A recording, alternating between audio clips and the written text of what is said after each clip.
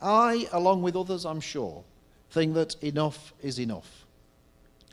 To save future generations of children from having non-existent relationships with their fathers for no reason other than the whim of their mother, with all the terrible consequences that entails for the fathers and the children, something needs to be done. In Britain, we currently have a domestic abuse bill going through Parliament. I'm going to try to table an amendment to this bill when it comes before the House of Commons to amend the definition of domestic abuse.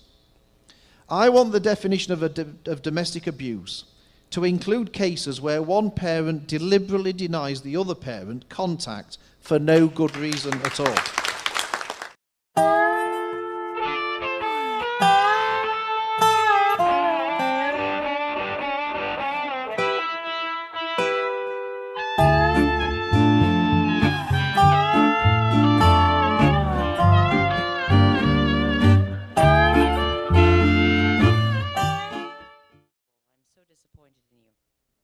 Now,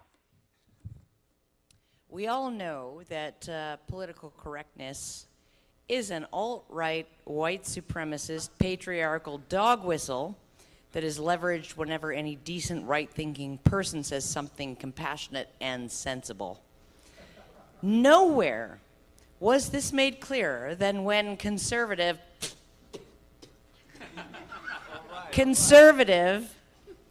patriarchal, toxically masculine, misogynistic British Member of Parliament, Philip Davies. Yes, I'm looking at you. As a member of the Backbench Business Committee, used white male supremacist smokescreen issues such as suicide, educational attainment, and genital mutilation to push his bigoted agenda of rolling back advances made on behalf of women. His disgusting and misogynistic statements during these sessions caused innocent female vagina-possessing Labour MP Jess Phillips to faint, fan herself, and call for her smelling salts, and some minutes later demand cake. Of course, we all understand how monstrous this man's, like all men's, views and actions are. But when literal female genocide is occurring, it's up to right-thinking people to listen to these bigots in order to understand their horrific arguments and then pretty much just ambush them in the parking lot when they're going to their car. Yeah. Remember, the call for reasoned debate substantiated by evidence is over.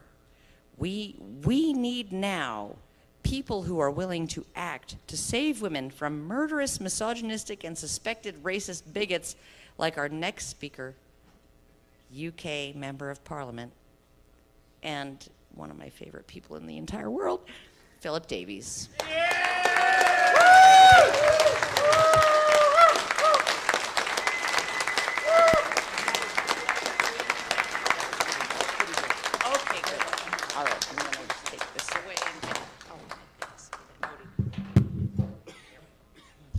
Thank you very much for that introduction. I think. I'm now being manhandled. If you're allowed to use that word anymore. Person handled. Please accept my apologies. Don't gender me. Thank you. I'm delighted to be in Chicago to speak to you today about the battle against political correctness in the UK. And I'd like to thank you very much indeed for inviting me to do so. I found out that Chicago is a wonderful and beautiful city, and so I certainly commend you on your choice of location. My political hero, former British Prime Minister Margaret Thatcher, gave a speech here in America in 2003. In that speech, she said, "My friends, every generation has to fight anew the battle for liberty. In my generation, Nazism and then communism were the enemy, and they very nearly prevailed." And she went on to say, "America, Britain, and our allies have therefore the resources to prevail. But our governments will only have the will to do so if we conservatives challenge false argument and determinedly resist what Solzhenitsyn once called the censorship of fashion. Now, you do not need to be a conservative with a small or a big C to see that the false argument and the censorship of fashion she referred to were and are dangers we ignore at our peril. Margaret Thatcher specifically singled out the threat of modern-day feminism in that same speech. She was not a fan of feminism.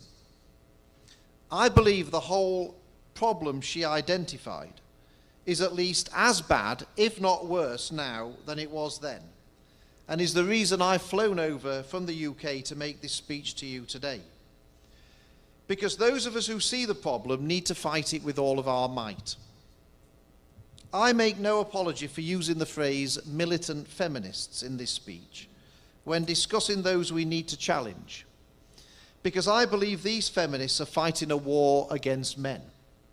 A war which I did not ask for, and which I certainly did not expect to be conscripted into. Hey you! Yes, you! Watching this video. Did you miss out on going to the International Conference on Men's Issues? Or did you go and now you missed the fun times you had at this amazing event? Experience the magic of ICMI 2019 again, or for the very first time, with Honey Badger Radio's ICMI disc set. The disc set brings ICMI presentations together in one convenient package, as well as disc set exclusive Badger bonus content.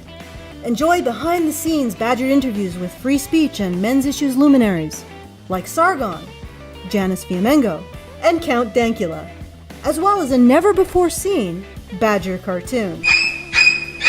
Also available is sparkling ICMI merch, such as our professionally designed program book, sticker sets, badges, and more. Go to feedthebadger.com and claim a piece of men's rights history for yourself. And I want to be crystal clear that, as I have said many times before, my argument is only with a few.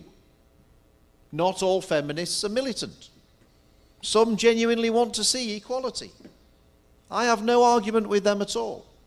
In fact, I'm on their side. My battle is with those few militant feminists, specifically with those who say they are fighting for equality, when in reality they want nothing of the sort.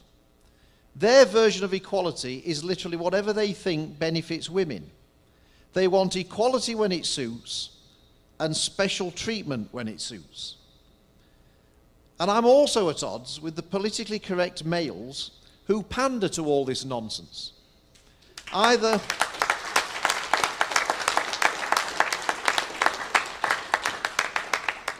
because they're too naive to realize what is actually going on, or much more likely because they don't have the courage to say that the emperor has no clothes. These few people seem to treat men and women as if they live on different planets, when in reality men and women live together and are inextricably linked. When it comes to the opposite sexes, women have fathers, sons, brothers, uncles, grandfathers, husbands, boyfriends, and so on. Likewise, men have mothers, sisters, aunts, grandmothers, wives, and girlfriends. Women are also not a blob of similar thinking people, and certainly not one that needs or should have a mouthpiece claiming to speak for them.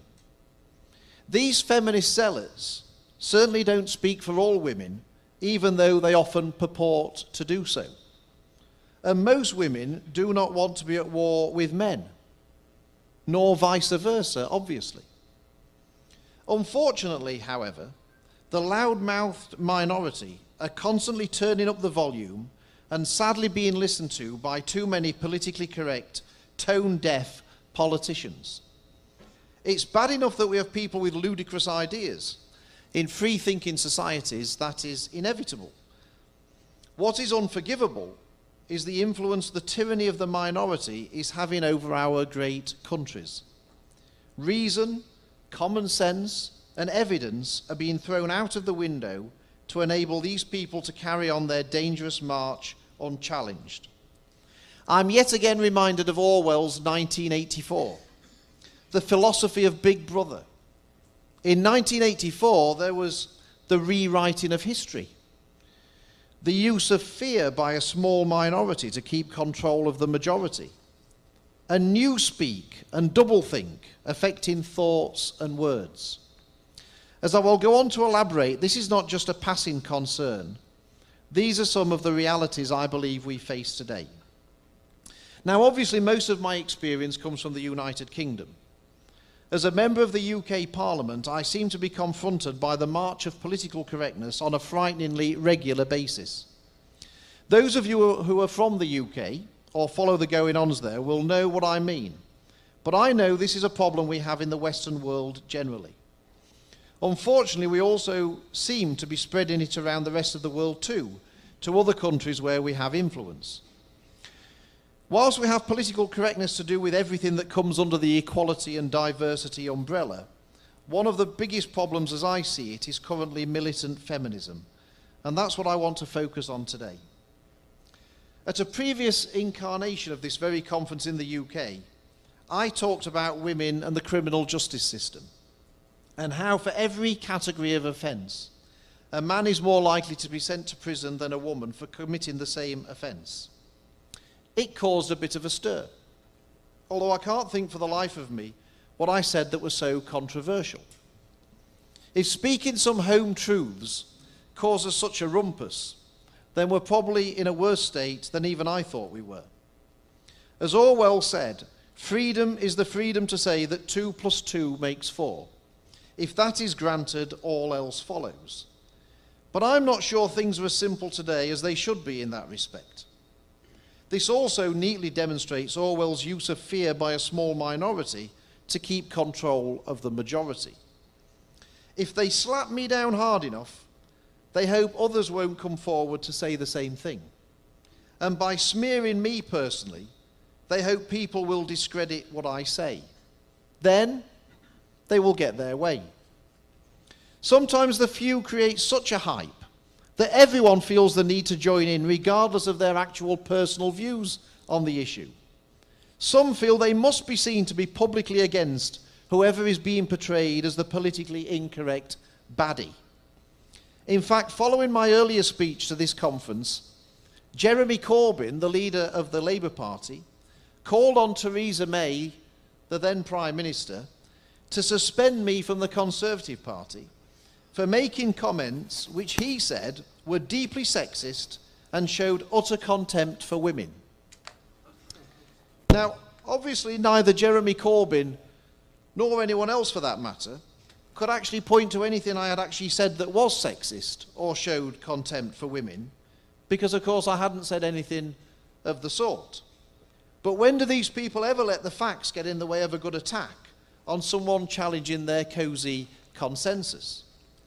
That whole justice gender gap issue came about because I was constantly being told in Parliament that women were being treated more harshly than men in the criminal justice system. I was appalled and wanted to do something about it. It was wrong that women were treated more harshly just for being women. However, after considerable research, using the government's own figures, this assertion unsurprisingly turned out to be a huge myth. On every level, as I spelled out, it was very clear that the opposite was true, and it was women who were and still are treated more leniently. I keep making the same argument that men and women should be treated the same, not something that most people disagree with, apart from, of course, those in positions of power and the few I've talked about who seem to have their ear, unfortunately. At least hardly anyone is saying now that women actually are being treated more harshly in the criminal justice system. So that's one small victory, I guess.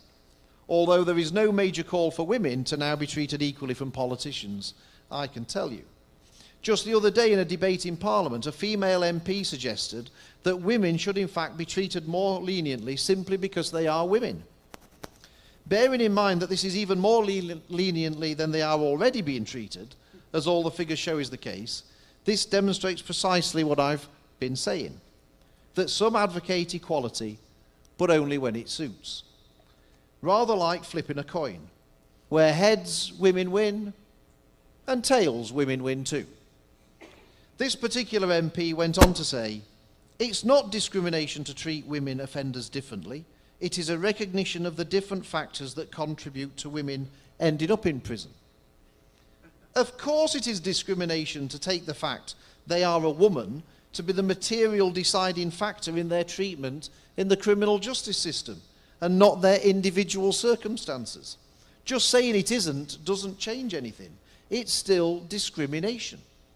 Rather like putting the word positive in front of the word discrimination to make it sound nice when discriminating against, for example, men when it comes to jobs to ensure there are more women.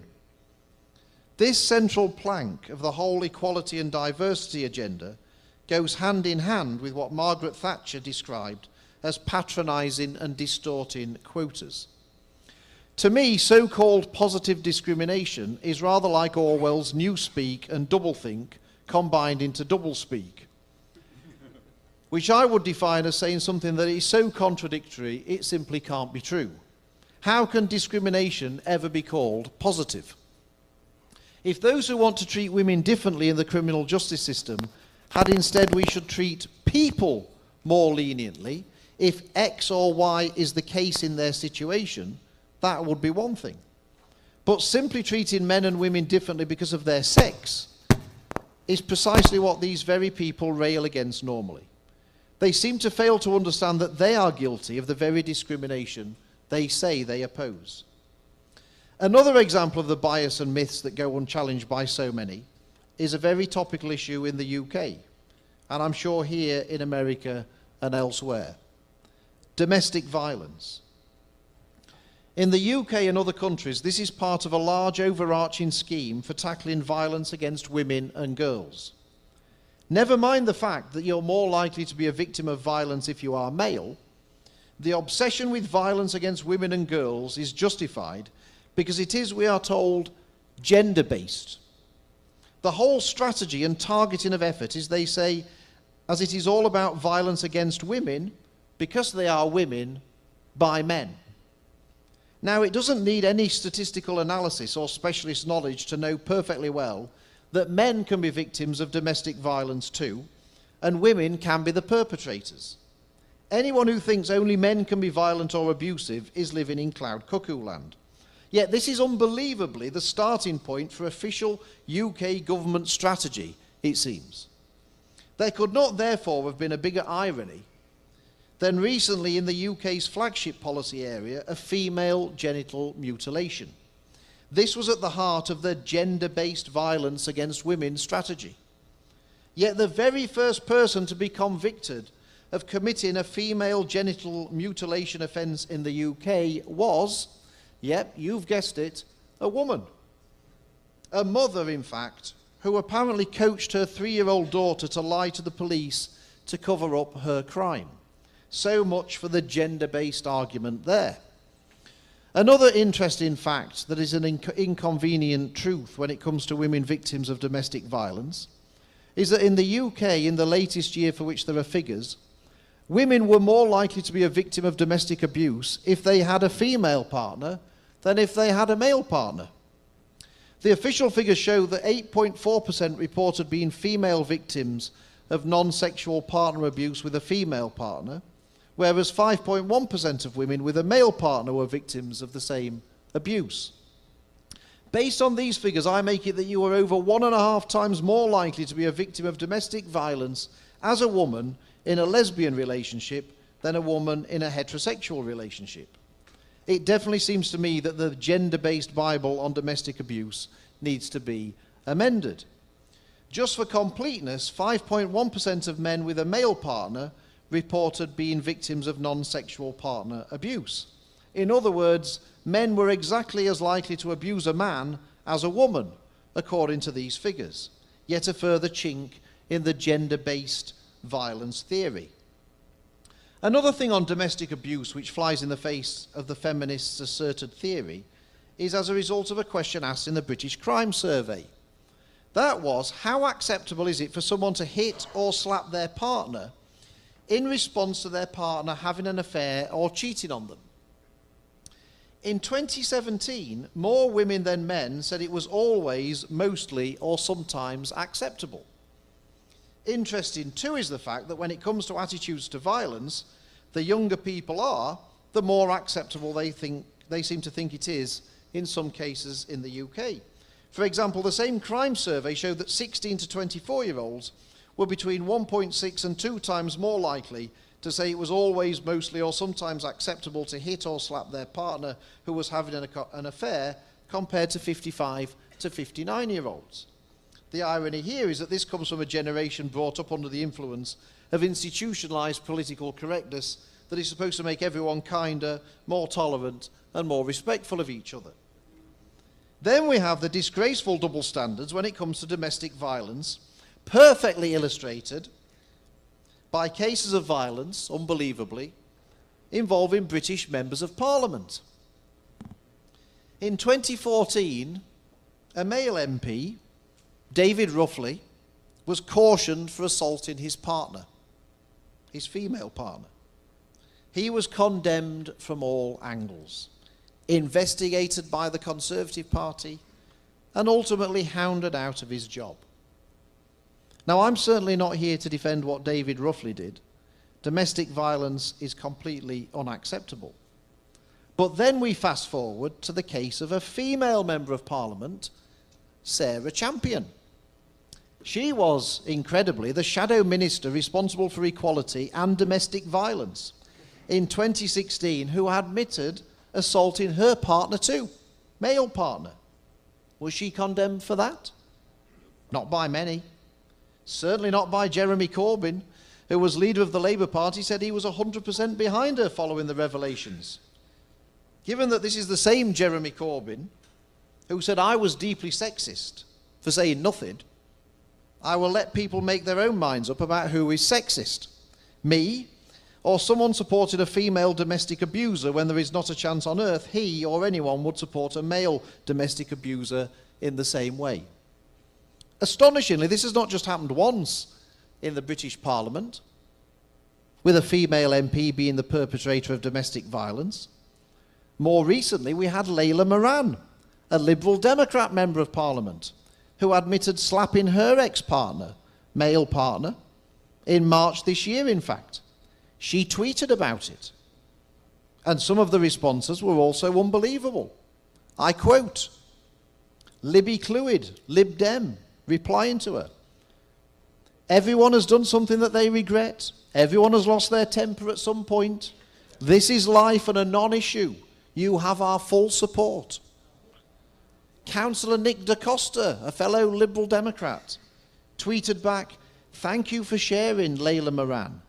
It's very brave of you to do so. And you are an inspiration. An inspiration.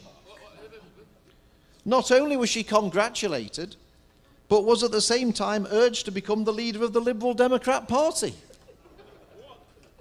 This hypocrisy is breathtaking. When the BBC featured the news of David Ruffley's case, one of their political editors said, a caution for assault cannot be overlooked. The reality, however, in politics seems to be that it can only not be overlooked if you are a man.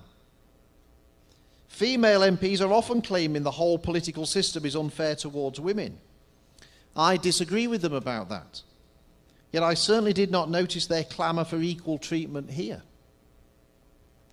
Another downside of being a man, it seems, is when it comes to a relationship breakdown and there are children involved. This is very concerning to me, and I've heard horrific stories where children have effectively been dragged into a tug of war, and on occasions a very one-sided one at that.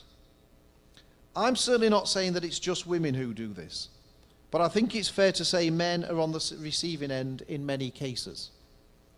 Some women are perfectly capable of being manipulative and vindictive, and I feel very sorry indeed for fathers subjected to this treatment.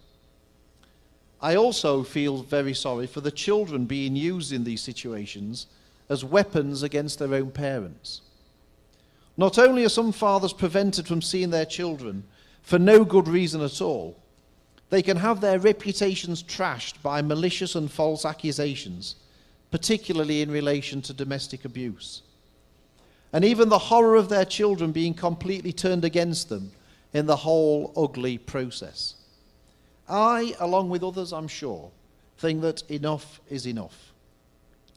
To save future generations of children from having non-existent relationships with their fathers for no reason other than the whim of their mother, with all the terrible consequences that entails for the fathers and the children, something needs to be done.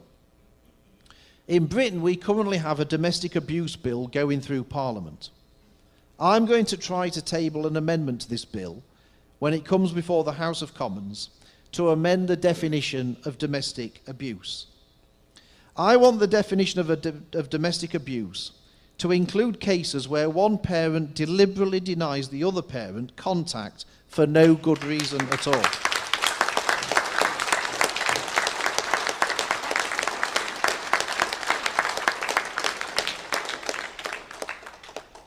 As far as I'm concerned, this is just as abusive as some of the other listed abuse, causing significant distress, upset, and harm. In some cases, the harm is so bad it can tragically lead to suicide. Anyone in Parliament who allows this recognised situation to continue without trying to do something about it should be ashamed of themselves. I also want to table a further amendment to include false allegations of domestic abuse as domestic abuse in its own right.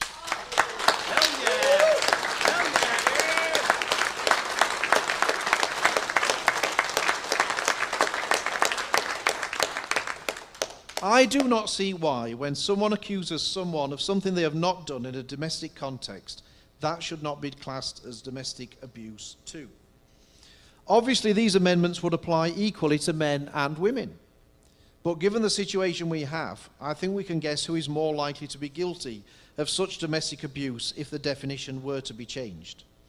As Deputy Chief Constable Louisa Rolfe of the National Police Chiefs Council said of the relatively new offence in the UK of controlling and coercive behaviour, which always seemed to be talked about in terms of men being the controllers before its introduction, I'm sure that women are equally capable of offending in that way, and there are a number of horrific cases. Despite the view that the combined Me Too, militant feminism, women are always victims brigade want us all to believe, women are not all victims, and not all victims are women. When it comes to education, however, we seem to now be actively institutionalising the thinking that all females are downtrodden victims of an evil, patriarchal society.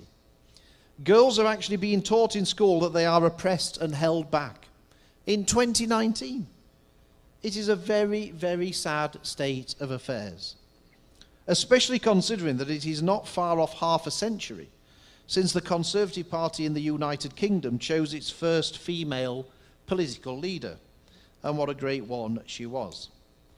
It's quite a thing to suggest that effectively half the entire population are somehow victims at the hands of the other half. Of course, this is not the case at all, but these militant feminists won't let the facts get in the way of their militant agenda. The false argument theory is alive and kicking in this case, which is precisely what Margaret Thatcher was saying we have to keep challenging. One example, which may not be uncommon but was utterly chilling to me, was the case of a 16-year-old girl who was asked by a female friend of mine about her ambitions for the future.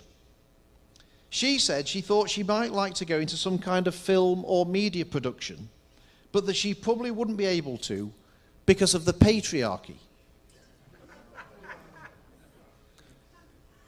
When my friend asked her what on earth she was talking about, and what examples did she have of this patriarchy, she said she had learned all about the patriarchy at school. Then, as an example, she said that a boy had disagreed with her in an argument, and that was because she was a girl. When asked if this could have been simply because he disagreed with her opinion, she eventually said yes, it could have been. How utterly disheartening that her first thought was that it had something to do with her sex.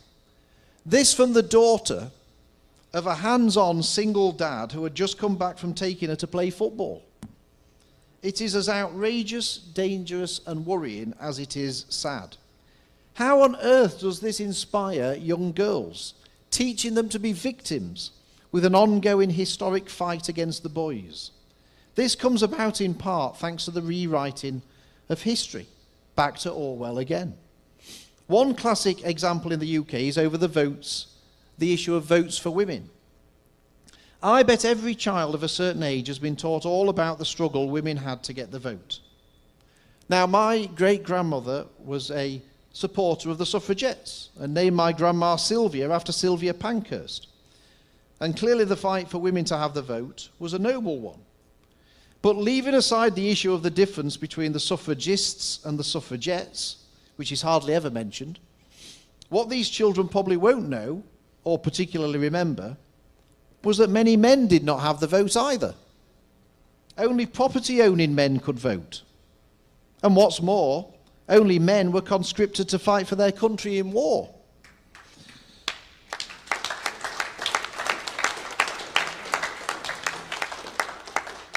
Some of the very same men who also did not have the vote, for that matter. I'm not sure men fighting in the First World War with such a huge loss of life was always mentioned in the context of the feminist narrative of portraying brave women fighting against men for a vote. This would not, of course, fit with the militant feminist version of history, with women always as victims. If we rewrite history like this, we are getting into very dangerous territory indeed. Talking of history, Margaret Thatcher is not actually often remembered just for being the first female Prime Minister either. Her legacy is much more about her ideology, what she was for and what she was against. Whether you agree or disagree with Thatcherism, it is that, what she believed in, not the fact she was a woman, which is her lasting achievement and her legacy. She was concerned about the fight for freedom, wherever this was threatened, and against all the isms that seem to have caused so much trouble over the years. She was definitely not a poster girl for feminism, and feminists these days almost have to begrudgingly acknowledge that she was the first female Prime Minister, even though it must pain them to do so. There was no love lost on either side. My country's recent experience of another female Prime Minister, in Theresa May, will again be subject to interesting reflection in our history books. Her abject failure in office and failure to leave the European Union as voted for by the public will most probably eclipse the fact that she was the second female Prime Minister in the UK. Personally, I couldn't care less if she'd been the second or the 22nd female Prime Minister of the UK, as I'm not interested in any politician's sex. I'm only interested in their political views. I really think we will only have true equality when we don't even think about someone's sex, and it's not something that defines them. And the sex tick box certainly needs to go. I believe those who perpetuate discrimination against men in this day and age in the name of so-called equality are at least as guilty as those they themselves will blame for past perceived discrimination. They know full well what they're doing and encouraging. Never mind talk of unconscious bias. This is a very clear conscious bias against men, and it's wrong. When I spoke at this conference in 2016 and was attacked by the militant feminists afterwards, the chief executive of the Fawcett Society in the UK said, "Philip Davies is a man with form on these issues." Tragically, in 2016, he sounds increasingly anachronistic and at odds with many in his own party, including the Prime Minister herself. Perhaps he should lend his support to Trump's presidential campaign. Now, I don't want to be party political, but it would be fair to say that as a Conservative with certain views, I would clearly be a Republican voter in America. I've also made no secret of my personal admiration for much of what Donald Trump has done politically, certainly when it comes to his own war against political correctness. And I wrote an article before the last presidential election, the headline of which was, "Why I Would Vote for Trump in a Heartbeat." So the comment which was meant to be so damning was actually not taken to be offensive by me in any shape or form. The issue of political correctness and the fight against militant feminists sees people of all political views and none united as one. People from all political parties and all walks of life oppose political correctness in the UK. I've been involved with the campaign against political correctness across the pond, which was set up to fight political correctness before I was elected to Parliament in 2005. I went on to become its parliamentary spokesman. Funnily enough, the campaign had many requests from Americans to branch out over here when it started. There is the very serious side to political correctness, for all the reasons I've mentioned today. Yet we British, amongst others, do still have a cracking sense of humour on the whole. Also, what could be described as black humour sometimes. I hope that is never lost, as having the ability to laugh at yourself or situations is a great way to cope with the madness that seems to go on around us. My constituency office has a stash of politically correct scrapbooks, which are illustrated books poking fun at political correctness, sort of on the basis that if you didn't laugh, you would cry. There are two different books, the politically correct scrapbook and the second politically correct scrapbook, one of which I have with me here today.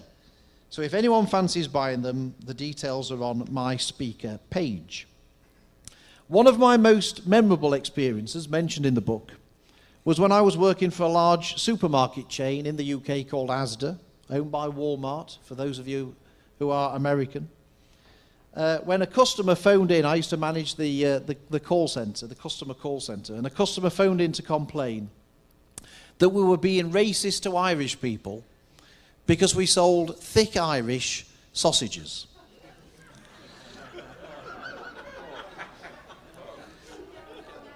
Trying to persuade this particular customer that the thick related to the sausage and not the Irish was, I'm afraid, an unequal task that I was not up to. She was having none of it, I can tell you. Now, these sorts of things can easily be laughed off, but the serious side is not so easy to disregard, nor should it be. Political correctness genuinely affects people, some very significantly, and fighting back is the only option. One day, I hope, we will see a return to common sense. Now, I started with a quote from Margaret Thatcher, and will end with another of her quotes from the very same speech she made here. Because as was so often the case, they were wise words. She said, "Then as now, strong arms and stout hearts were called upon to sustain the struggle for truth and right. I, for one, will continue to fight for the truth and what I believe is right, no matter what others try to throw at me, because this battle is too important to lose." Thank you.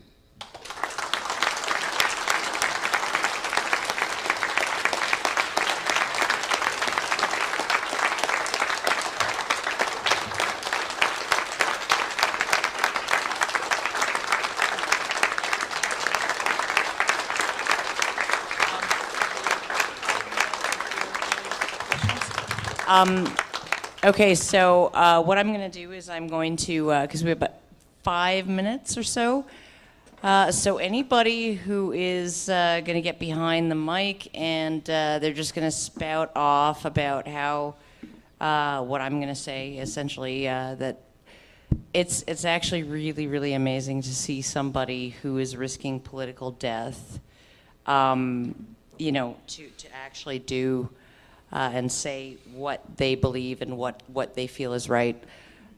So if any of you are lining up to just say what I just said, yeah, fuck off. Okay, so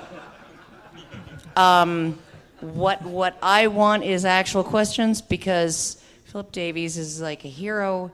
Everybody knows it. Everybody in this room knows it. Nobody has to gush at him.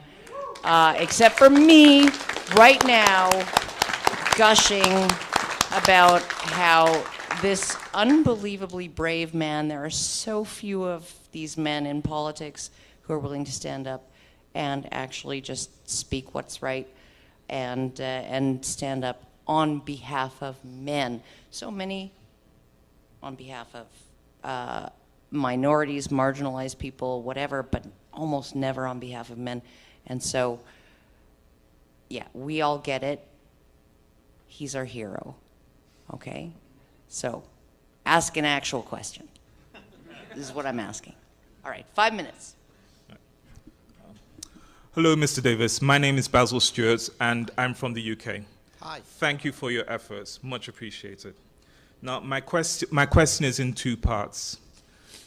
As you may be aware, misogyny is on the horizon to be a hate crime in the UK. What about misandry?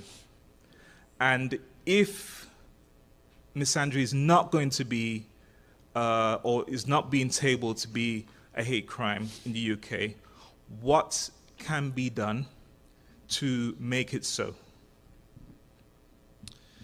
Well, yes. I mean, should misogyny be a hate crime? Of course not. I mean, the police have got plenty of things to be doing. I mean, they're not investigating burglaries in the UK, so why on earth they should be, going along? Because, I mean, it's the whole thing's a complete load of old nonsense. But, exactly. But you're right. If my view is if that's a hate crime, then misandry must be a hate crime because obviously we believe in equality. Exactly. And I shall certainly push for that amendment to be made if needed.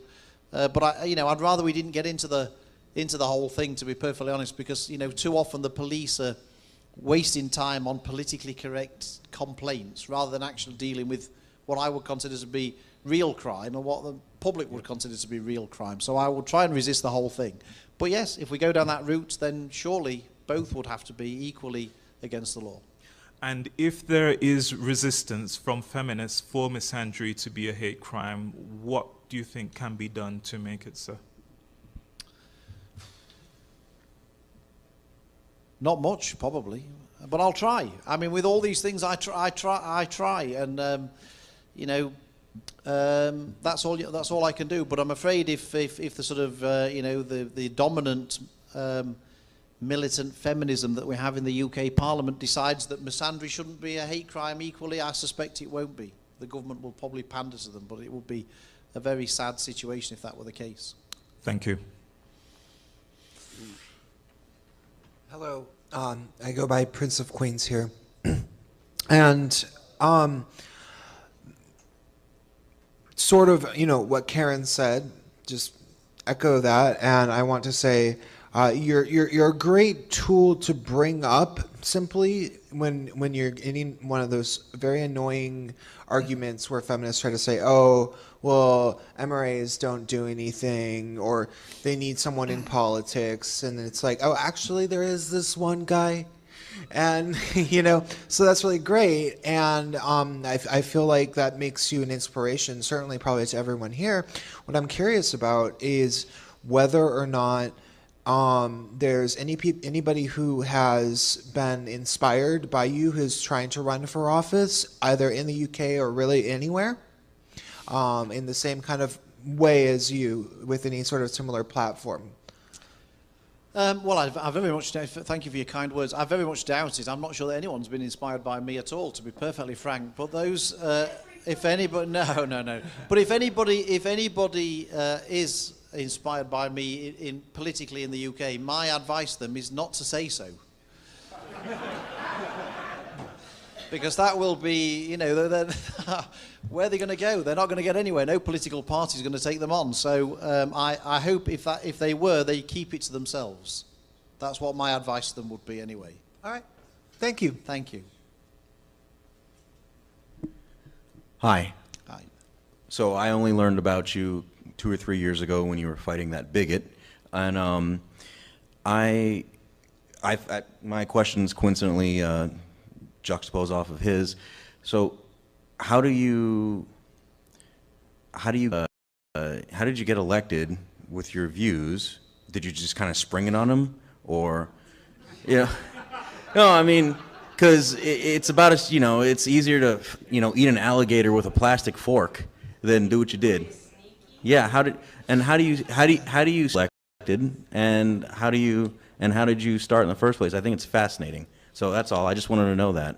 Well, well, there's two parts to it. Look, the first part is that I don't get elected because of me. I mean, I get elected because I have the word Conservative after my name on the ballot paper when it comes to an election. That's why I get elected.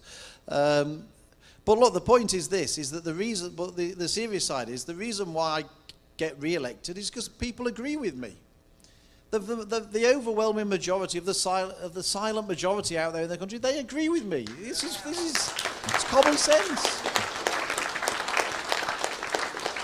And the one thing I'm very proud of is that every single election I've stood, the number of people who voted for me has gone up and the percentage of my vote's gone up. So by just speaking out and saying things which I think are common, I don't think I've said anything today again that's in any way controversial. And I think the vast majority of the public, whether it's in the UK or the US, would just think it was common sense. It's only a very, very small, vociferous minority that seem to think it's in any way controversial. And they only say it's controversial because they want to shut the debate down. They don't want anyone challenging their narrative. So it's very easy to get elected with my views because they're the views of the vast majority of people in the UK. Thank you. One more. Okay. Oh, there's two. Let them do two. No. We only have time for one more, and you better make it quick. I'll be quick. Thank you, first of all. It's a question about the BBC. I'm curious. I remember you were to be featured in a BBC Three comedy show a while back, and that didn't come to pass. And the last I heard, you had written to, I think, somebody high up in the BBC about your treatments. I'm just curious if you've anything to say about that. Yeah, well, the BBC is, again, another institutionally left-wing organisation, which I have many run-ins with over the years. There was a so-called comedy show that I think was, I didn't see it, to be perfectly frank. Somebody pointed it out to me, which basically just said stuff which was completely untrue. And the BBC, to be fair, did apologise and accept that what they said was inaccurate. But yes, but I mean, look, I think it was Winston Churchill who said that a politician who complains about the media is like a captain of a ship who complains about the sea. You just got to get on with it, really. I don't mind. And the thing is, the way I look at it is that I take inspiration from people hurling abuse at me, because I think if they're that bothered about what I'm saying, they're hurling abuse at me, I must be doing something right. I must be making some impact. If they feel so threatened by what I'm saying, they've got to hurl abuse at me. So whenever people hurl abuse at me, I tend to thank them and say, thank you for inspiring me to keep going, because while ever you keep hurling abuse at me, I know I'm onto something, and I know I'm on the right track. And I think that's the best way to look at these things when you get abuse, whether it's from the BBC or whoever. Because if you weren't making any impact, they'd just ignore you. So the more abuse I get, the better. Thank you.